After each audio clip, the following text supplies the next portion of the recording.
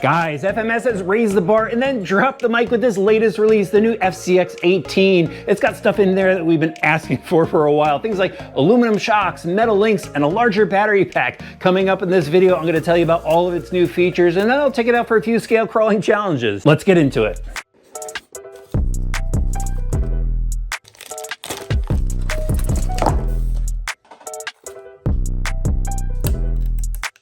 So the FCX18, like FMS's other scale models, is a ready to run, and the first version comes with the Toyota LC80 body set. Here is the truck. I've already unboxed everything to show you what it comes with. They offer the body set in 3 different colors. I had to go for this yellow version. It looks absolutely awesome. It also comes with the radio system, switches up top to adjust the braking. They do give you a new USB charger in this set. They give you some decals to go and customize the look of it, some extra license plate decals, a trailer hitch, your box wrench, and then of course an instruction manual so you can get yourself up and running. Now the link for this in the video description below. If you're an online shopper, please use it. It helps us out here on the channel and doesn't cost you any extra. Hit that like and subscribe button while you're there. Beyond the 3 different color variations, there's very few changes between this body set and the previous version. I like that they still have the off-road front bumper, the roof rack, the snorkel, windshield wipers, mirrors, the ladder out back, spare tire, clear lenses. They have gone ahead here and given us black fender flares, and there are LED lights all over this thing. The other big change is they went and tinted the windows, and that's because they don't have the interior in this model like they did the previous version,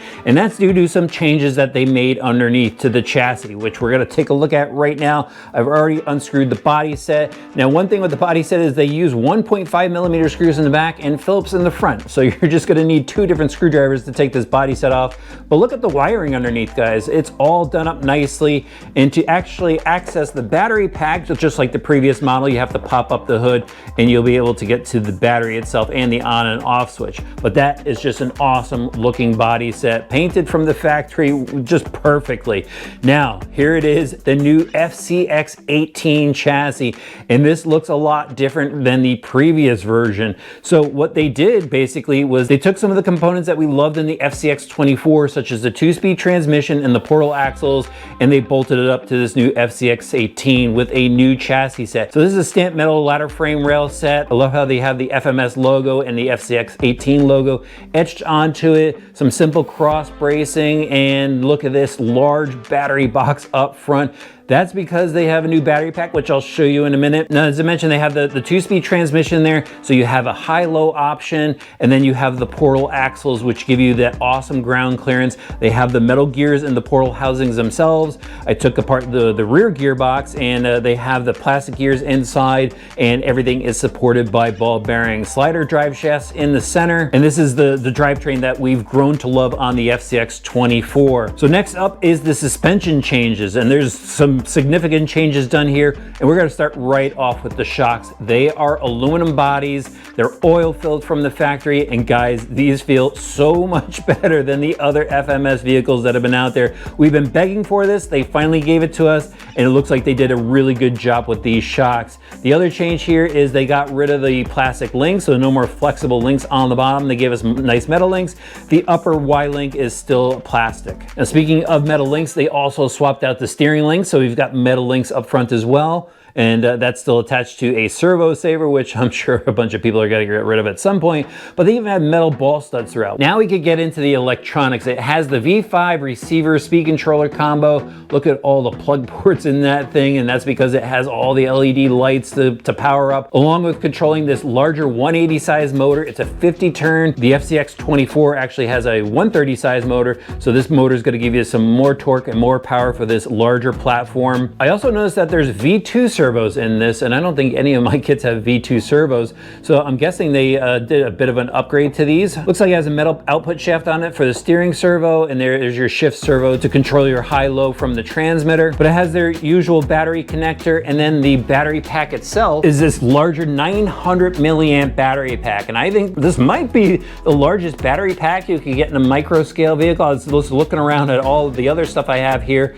For axial, it's a 350 milliamp. For For my Hobby Plus, it's 600. For the Traxxas, it's 750. So this is a 900 milliamp 7.4 volt LiPo. That's very cool to see in here. And it just has this rubber strap up front that holds it in place. We've got the same wheels and tires that we've seen before on the LC80. And when the body set is on, a lot of wheel well gap. So if you want to go ahead and throw a larger tire on, you'll definitely have some wheel gap space so it doesn't grab onto the body set. Absolutely love this.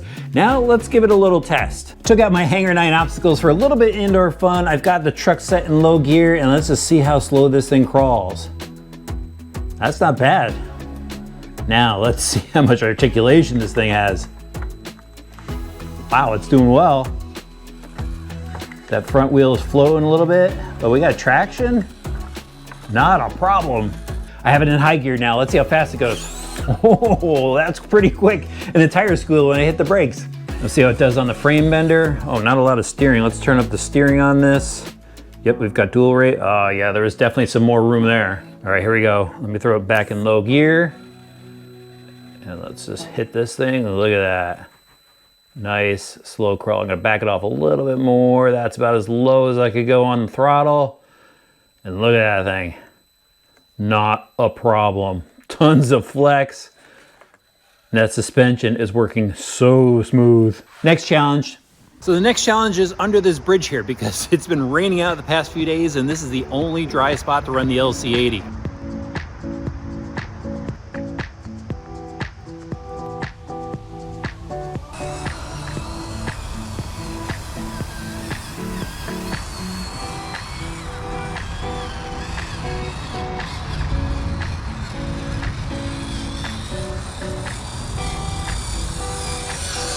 So I never thought I'd say this, but testing out the FCX18 under the bridge has been a lot of fun, especially this sandy part here. I have it in second gear and it is shredding the sand.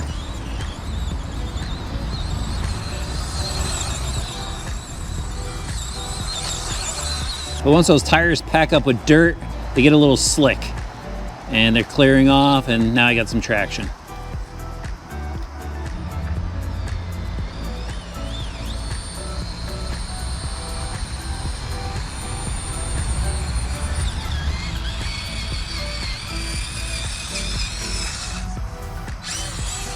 I was worried about it tipping over, but it seems to be pretty stable.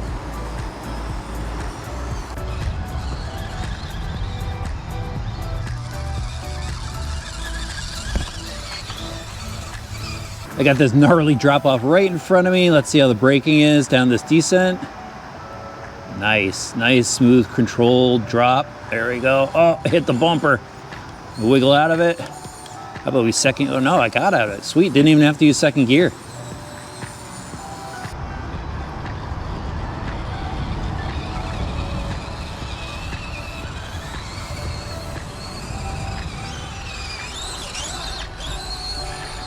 This washout area is pretty cool. I've got it in low gear, and there's plenty of ground clearance with those portal axles, the way the chassis is set up. This is the only spot where it gets hung up. I'm just gonna muscle through it. There we go.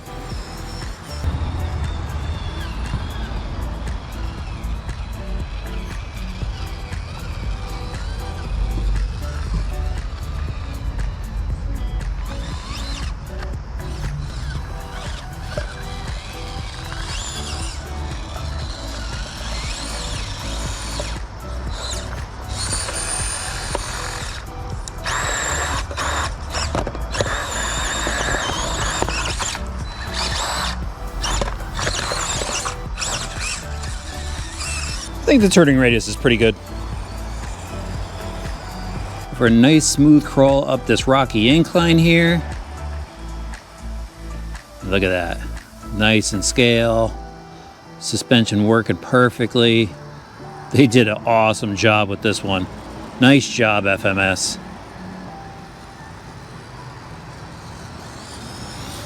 I've been checking out the turn signal situation, and without hitting any switches, no turn signal lights.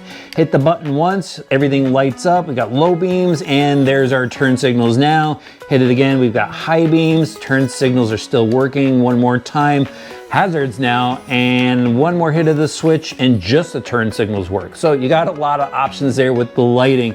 Now, I had a great time driving this underneath that bridge, although it was kind of limited. I was able to get a good feel for the truck, and I really like the way the suspension is set up now. It's very predictable. It's got a lot of suspension articulation. I was able to get over some really tough stuff with the truck. And what I really liked is just the ability of having that switching transmission between high and low, nice smooth crawl on the low end, and then when I needed to flip over something, I'd throw in high gear. Plenty of power from that motor and second gear combination.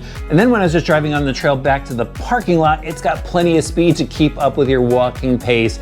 Like the steering on it, again, it was a little limited from the factory, had to turn up a little bit more to get that full steering throw, but I like that they have the new metal links on the front.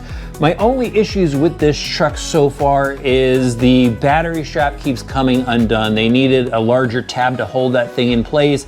It keeps flopping out, and if you roll this thing over, that battery could come loose and it just pops out the hood. You gotta stuff everything back in. The other thing is I wish they kept some sort of inner fender liner in there, because just going through the sand, kicking up a lot of sand inside of it, so I got a little bit of cleaning to do, but those are my small gripes for it. Now, the only thing I don't have for you is the price point, so I'll have a link for that in the video description below, and after you check it out, let me know in the comments if you think they priced it right for everything you get in this truck. I want to know your opinion.